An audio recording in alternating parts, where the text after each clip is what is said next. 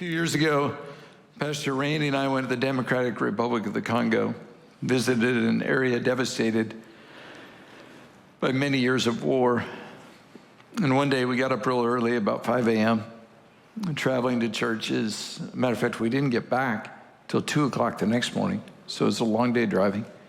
We made a rookie mistake, and we forgot to take bottles of water. We assumed there'd be some along the way, and there was nothing. It was hot, humid, jungle. We had nothing to drink. After a few hours, my mouth was dry. I was overheated. All I could think about was water. I was so desperate for a drink that nothing else mattered. Have you ever been there? Have you ever just been desperate for something? Maybe you're there right now. Your income doesn't match the outflow and the bills are piling up. Or all your friends are getting married and you haven't been on a date in months. Or your marriage is in trouble. Or you're desperate to escape addiction. Maybe your kid or your grandkid's in trouble and somehow you have to help them. You desperately want to see something, anything happen. It's all you can think about. Maybe you're fighting illness or disease and there seems to be no answer. You just want something to happen. When you're desperate, it's so challenging to make good decisions. If you're desperate, I want you to listen real close today. My favorite Old Testament character is David. I love this story, his successes, his failures, his highs, his lows. I probably studied him more than anyone else in the Bible and read and watched and listened to messages. So I just want you to know in this, I'm relatively certain in this series I'll say some things that aren't original because there's just so many inputs on this. So at the end of my outline, I gave you just some of the books and stuff I like to read. So if you want to look at it, it's some over the years, just some of the resources I've enjoyed on David. Most people remember David as the guy who killed Goliath, but David wasn't a superhero. He was an ordinary guy who faced a lot of the same stresses and challenges you face. In this series, we're going to learn how David dealt with those situations and with the accompanying emotions. So let me give you some background. When David was a teenager, God told him through the prophet Samuel that he would be the next king of Israel, but not when that would happen. And there was a problem because there was a current king, a guy named Saul, who didn't want to step down. But it was okay because David and Saul's son Jonathan became friends until David killed Goliath and won a great victory, which the David and Goliath story is epic and great. If you've never heard it, Google, it'll tell you where it's found in the Bible. Read it from the Bible because there's some wacky stuff out there, but it's a great story. What should have been a celebration quickly turned into crisis. Saul was jealous of the attention David was getting, and he decided to kill him, and David had to run from the king. He was under incredible stress and pressure. He was anxious, frustrated, isolated, lonely, and desperate. And so David, instead of relying on God, decided to take things into his own hands. David, the guy who killed Goliath. David, the guy who'd been chosen, protected, elevated, and used by God, decided that God let him down, so he came up with his own plan. And when you hear this plan, you're gonna be like, what in the world? But there's a pattern. Things people do when they're desperate. In fact, before we even get to the story, that's the first part of the pattern, first mistake people make in desperation. They come up with a plan. Not God's plan, their plan. All the emotion, uncertainty, fear, anxiety, and loneliness, desperation, leads them to decide, I got to do something. And from the outside looking in, you can see it as foolish. But when you're desperate, doing something feels like a better idea than patiently waiting on God, who doesn't seem to be doing anything. We pick up this story, 1 Samuel chapter 21 and verse 1. I'm going to read some of the story. I'll summarize some of it for you today. The whole thing's in your outline. David went to Nob, to Ahimelech the priest, and Ahimelech trembled when he met him, probably because he knew about the tension and struggle. Everyone knew the king was trying to kill David, but Ahimelech didn't let on. Ahimelech said, Why are you alone? Why is no one with you? David is always surrounded by soldiers and servants. This time he's alone, and Ahimelech's like, where's the other guys? What's going on? Why are you alone? And what you expect from David is the truth. There's some tension between me and the king. He's trying to kill me. I need your help. It's what you expect from God's man, but that's not what happened. David didn't know if he could trust Ahimelech, so instead of telling the truth, he said, the king charged me with a certain matter, and he said to me, no one can know about your mission or your instructions. As for my men, I told them to meet me somewhere. David wasn't on a mission for the king, he was running from the king. But he decided the truth wouldn't work, so he made up this big, fantastic story. I'm on a secret mission for the king. I can't tell anyone about it. Can't even tell you. I'd love to tell you, but I can't. I got the message. It was a little video, and then it said, this will self-destruct in 5 seconds. I can't tell you. And I'm really not alone. I got a bunch of guys with me. You can't see them, but they're there. They're big, they're tough, they're mighty, they're mean. We're on a mission. Desperation leads to deception. You lie about where you've been, what you've done, and what you're doing. The lie seems like a way to get what you desperately want. Sometimes it's crazy like David's. Other times it's more subtle. You allow people to believe something that isn't the truth, which, by the way, is a lie. You adjust the records and you take a little money. I'll just do it once, no one will know. You wear cologne to disguise the smell of alcohol. You hide a relationship you know is wrong because you don't want your friends or your pastors to know. You delete your search history. Or you have a second cell phone. You cover things up so people won't know how big a mistake you made and how bad it really is. You take things in your own hands, and when you take things into your own hands, you take them out of God's hands. David continued to the priest, now then, what have you got on hand? Can you give me 5 loaves of bread or whatever you can find? And the priest answered David and said, I don't have any ordinary bread. There's some consecrated bread here. And then there's some conditions, provided the men kept themselves from women. David said, indeed, women have been kept from us as usual when I go out. The men's things are holy even on missions that aren't holy. In other words, this is a holy mission. Not just a secret mission, a holy secret mission. See, once you start telling a lie, it grows. You start creating details and excuses so your original lie won't be discovered. That's part of the pattern. And so the priest gave him the consecrated bread that no one was supposed to eat. Out of fear, Ahimelech fed the guy the king was trying to kill. And David shouldn't have taken it. But desperation overwhelmed integrity. And he put his own wants and needs over what was right. Deception erodes your sense of right and wrong. All of a sudden, God's rules no longer apply. It's another step in the pattern. You decide the rules don't apply to me. I'm in financial trouble, so because things are tight, I can ignore God's instruction on tithing and finances. I know what God says about this kind of relationship, but I'm exempt. It's okay, we can do this because after all, we're going to get married. God knows how miserable my marriage is. God wants me to be happy. I deserve this. I know the Bible says this is sin, but it feels good. And then the classic one of all time, after all, God knows my heart. Yeah, he does. That's the problem. Well, following your plan, you ignore God's rules, and then you expect God's blessings. And one of Saul's servants was there that day, and right here, if it's a movie, it'd be da-da-da. He was Doeg the Edomite, Saul's head shepherd. David missed the fact that standing there is one of Saul's most trusted guys that David had to know. But David went right on with his conversation. When you're desperate, you make dumb decisions. You're in survival mode. You're thinking about what you want and need, not thinking about the consequences or getting caught.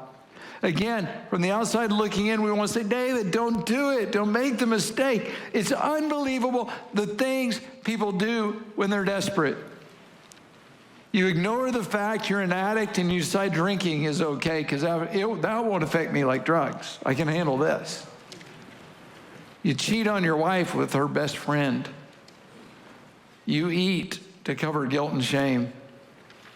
You try to cover up the money you stole from your job. You go to CR because you struggle with unhealthy relationships, and there you meet someone who struggles with unhealthy relationships, and you decide, we are perfect for each other. How's that going to work? You keep doing what you know is wrong, and you'll hope it'll work out better the next time. Then David asked Ahimelech, hey, don't you have a sword or a spear here? I haven't brought my sword or any other weapon because it was so urgent. We're in such a hurry. More lies. His life was even being threatened. He ran off without a weapon and suddenly realized, I don't want bread, I want a weapon. What was I thinking? It's another step in the pattern. You find yourself in a situation you never expected and didn't prepare for. In desperation, you realize your plan wasn't a plan. You look around and you think, how in the world did I get here? And David asked the priest, can I have a weapon? You got a sword? You got a spear? And Ahimelech should have been suspicious. Now, wait a minute. You're leading a secret mission. You don't have a weapon? Hey, we're priests. We're pastors. We don't have weapons. And then he remembered one.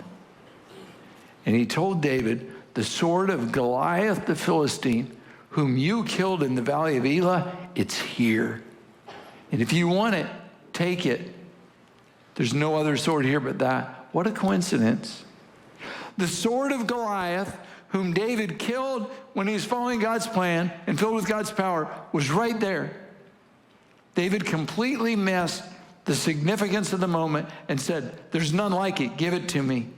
In the middle of this desperate, out-of-control plan, God gave David a chance to interrupt the pattern. The sword of Goliath was a powerful reminder of God's power that's greater than any overwhelming enemy.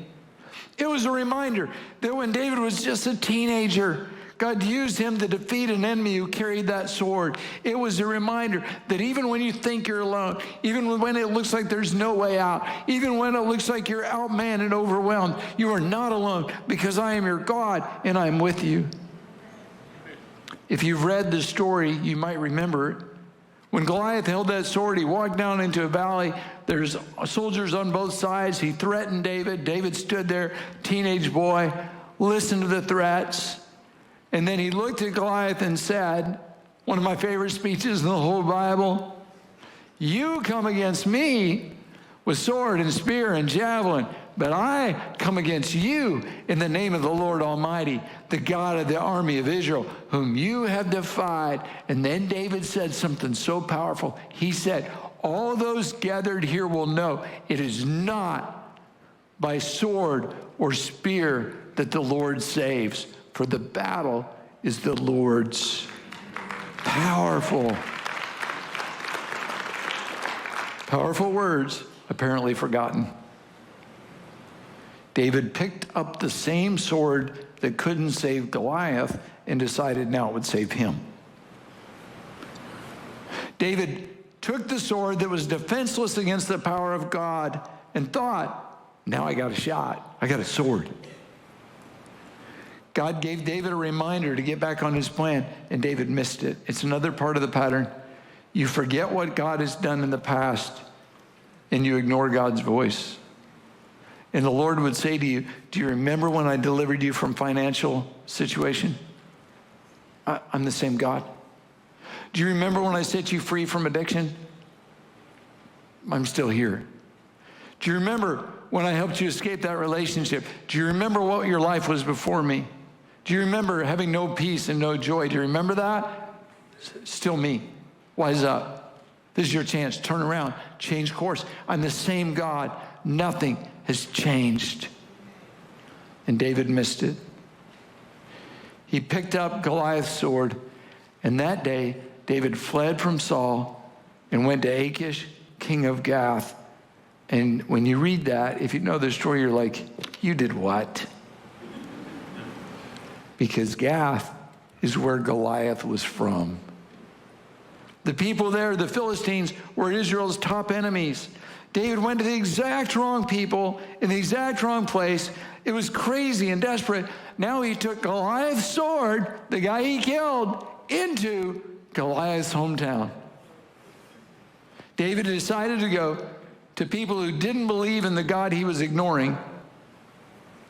It's part of the pattern. When you're desperate, you go to wrong people. That happens, doesn't it?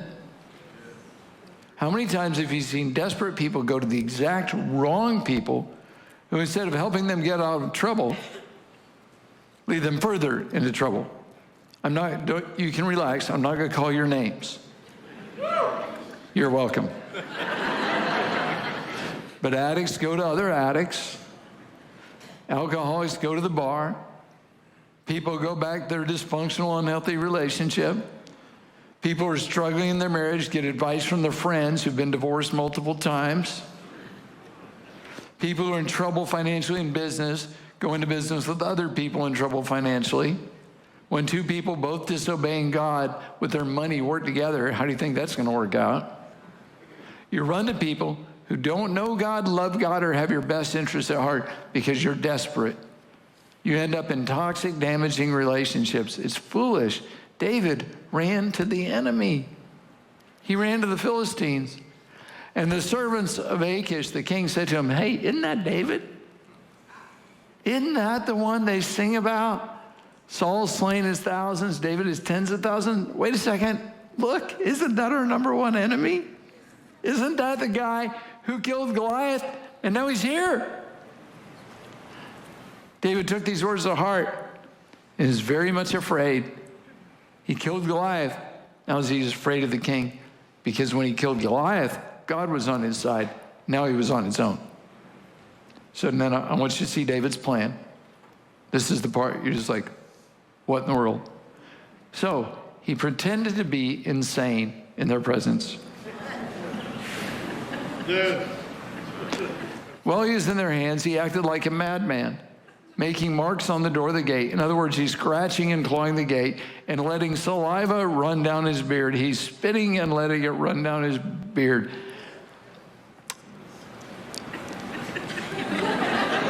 Nice plan, David. Nice plan. What in the world? This moment lets you know how far David had fallen. It's a sad, sad truth. Your plan will take you somewhere you never wanted to go, and you don't want to stay. It makes you behave in ways you never imagined that make you ashamed to think about later. That's what sin does. It costs you more than you want to pay, and it keeps you longer than you want to stay. And Achish said to his servants, look at him. He's insane. He's insane. Why did you bring him here? Look around. All you guys are already crazy. Do I need more crazy guys? Why did you let this guy come in my house? And then the story shifts from David to Saul. And I'll summarize here. Saul was with a bunch of his men, and he heard that David had been discovered. And Saul is saying to his guys, hey, I got a question for you. Is David, he in a position to help you? Is he going to make you rich? Is he going to make you powerful? He going to help you out? How come you guys, now Saul shows his paranoia, you guys are all against me. David's the guy who you should be against. You didn't tell me about David. You didn't tell me about, I want David dead. None of you worthless losers are killing him. And then Doeg the Edomite, who was standing with Saul's officials, said, I saw the son of Jesse, that's David. I saw him come to Ahimelech at Nob. Ahimelech inquired of the Lord for him, or he prayed for him. He gave him provisions, and he gave him the sword of Goliath the Philistine. Obviously, David shouldn't have talked in front of Doeg. And what happens next is tragic. The king sent for the priest and his father's whole family, who were his priests at Nob. They all came to the king. Saul said, listen. King said, yes. And Saul said, why have you conspired against me? You and the son of Jesse, that's David, giving him bread and a sword, inquiring of God for him, so that he's rebelled against me and lies in wait for me as he does today. And Ahimelech answered the king, who of all your servants is as loyal as David? King's son-in-law, captain of your bodyguard, highly respected in your household? Was that the first day I inquired of God for him? Of course not. Let not the king accuse your servant or any of his father's family. Your servant knows nothing at all. Ahimelech was playing both sides. When David was there, he was on David's side. Now Saul's there, he's on Saul's side. He says, I don't know what you're talking about. I didn't give him a sword. I didn't give him bread. I don't know what's going on. Didn't fool Saul. The king said, you will surely die, you and your father's whole family. And then the king ordered the guards at his side, turn and kill the priests of the Lord, because they've sided with David. They knew he was fleeing, and they didn't tell me. But they wouldn't do it. The king's officials were not willing to raise a hand to strike the priests of the Lord, because killing a priest was a big deal. The guards knew you let God deal with God's man. If you touch God's man, you answer to God. No one moved. The king was mad. And so the king said to Doeg, you do it. You turn and strike down the priests. So Doeg the Edomite turned and struck them down. That day he killed 85 men who wore the linen ephod, priests. Not just Ahimelech, but 85. He also put to the sword Nob with its men, its women, its children, its infants, its cattle, its donkey, and sheep. And hundreds of people died that day. Priests and women and children, even babies. The entire town was killed because of David's plan and David's deception. David had no clue what would happen. He didn't know that moms and dads and babies would be killed. He didn't know a whole village would be wiped out because of his sin. David never would have done it if he would have known the price. It is a horrible part of the pattern. I wish I didn't have to share this, but I do. Your consequences don't just affect you. They affect people around you. When you sin and take matters into your own hand and follow your own plan, you have no idea what the long-term consequences will be. You don't know what it'll cost, not just you, but people around you. Families are devastated. Your children are horribly hurt. People watching you decide that if that's what you get for following Jesus, even though you weren't, that they don't want any part of it. In fact, David's story indicates people you don't even know could pay a price for your rebellion. If you could see the cost, you'd never make the mistake. You get desperate because it's not happening fast enough. So you ignore God's plan and you come up with a plan of your own. Learn from the mistakes of others. Their cost is a good clue what your cost will be. This is a sad story of one man following his own plan instead of trusting and obeying and following God. But thank God that God gives second chances. He does. And in the next 4 verses, you're going to see the beginning of David's road back. If you've been following your own plan, if you've been experiencing consequences, tune in. Abiathar escaped. He escaped the carnage, and he fled to join David. He told David that Saul had killed the priests of the Lord. Then David said to Abiathar, that day when Doeg was there, I knew he would tell Saul. You have to imagine with tears running down his face that David said to Abiathar, I'm responsible for the death of your father's whole family. I want you to notice David didn't blame Doeg. He didn't blame Saul. David owned it and took responsibility. That's the first step to escaping the pattern. Accept responsibility. Don't blame others. Don't make excuses. Don't try to cover it up. Don't add one more layer to the lie. Own it.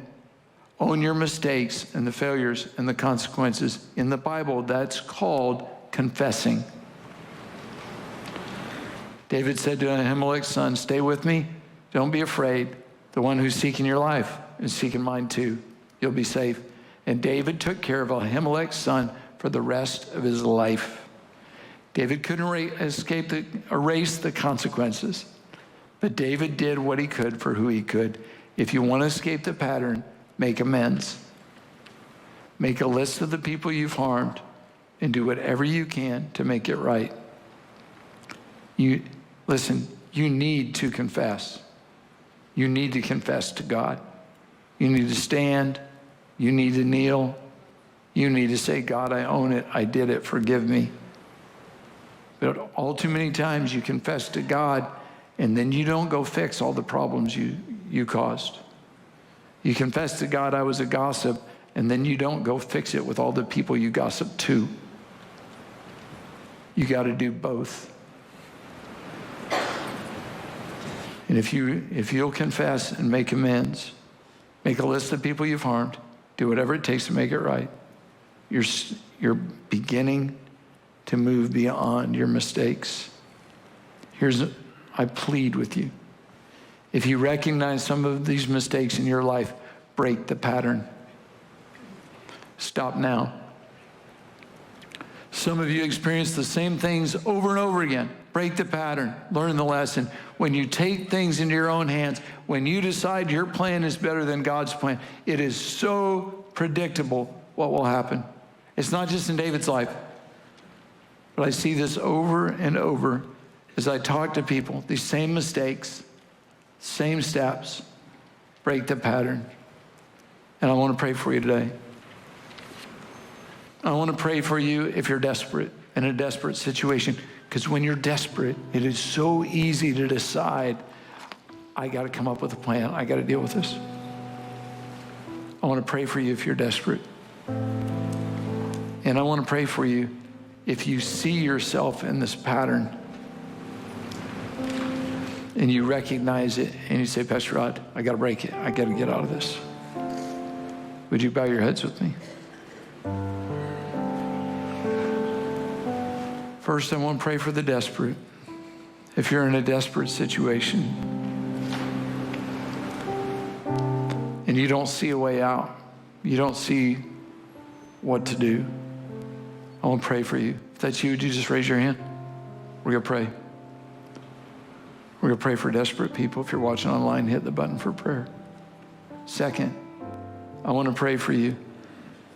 If you say, I see myself in this pattern, and pray for me because I got to break out of this. Pray for me that I won't suffer all these consequences. If that's you, would you raise your hand? And I want to pray for you. Yeah. Would you do this? If you raise your hand either one of those times, would you just stand right where you are? Say, what are people going to think? Don't worry about that. We just talked. Confessing is part of the deal. And if people look at you and they think something bad about you, then they need to be standing and confessing because they're the problem, not you. I want to pray for you. If there's somebody standing near you, would you stand with them? We're going to pray together. I like to have people stand with you because I want you to know you're not alone. I want to take away the shame of no one knows, no one understands.